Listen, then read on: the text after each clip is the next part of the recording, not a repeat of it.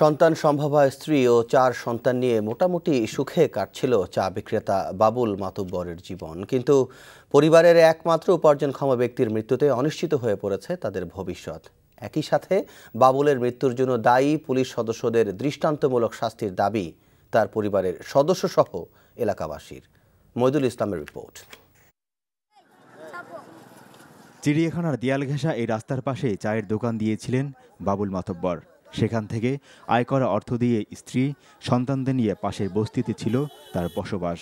পরিবারের একমাত্র উপার্জনক্ষম মানুষটার অকাল মৃত্যুতে এখন শোকের সাগরে ভাসছেন স্ত্রী সন্তানরা।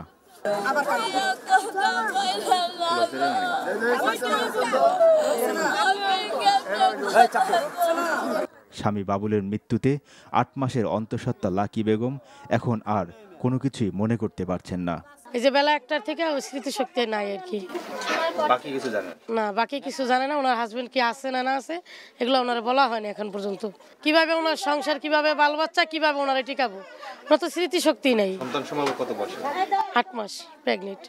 এভাবে একজন নিরীহ মানুষের করুণ মৃত্যুতে এলাকায় যেমন চলছে শোকাবহ পরিবেশ, অন্যদিকে সাধারণ মানুষের কণ্ঠে প্রতিবাদ এবং দৃষ্টান্তমূলক বিচারের দাবি। এর তো বিচার অবশ্যই করা উচিত, তার কারণে এইরকম ধরনের কাজ তো করা, লোকটা আছে নিরলা লোক। এরকম অত্যাচার চলে পুলিশের, তাহলে এটা তো সম্ভব না। কারণ আমাকে ছেলেরা চাকরি করে ভাত খায়। এর মধ্যে যদি আপনি ধরিয়া নিয়ে যদি কোন বলে 2000 দাও, 5000 দাও, তাহলে কতন দেয়? আমরা এখানকার যদি মায়ের বোন নিয়ে হাইটা যায়, ছেলে মেয়ে নিয়ে যদি হাইটা যায়, তারা মনে করে সেটাও মনে প্রেমিকা, গাড়িতে তুলে তারা নিয়ে ওইখানে বেরিবান্ধ আটকে রেখা, টাকা দাও, বাপ মারে খবর দাও, তোমরা ছাড়াই নিয়ে যাও, এরকম করে এখানকার দারোগার পুলিশ গিলা। পরিবারের সদস্যরা জানান বাবুল মাতব্বরকে দাফন করা হবে তার গ্রামের বাড়ি ভোলায়। মইদুল ইসলাম, এনটিভি নিউজ, ঢাকা।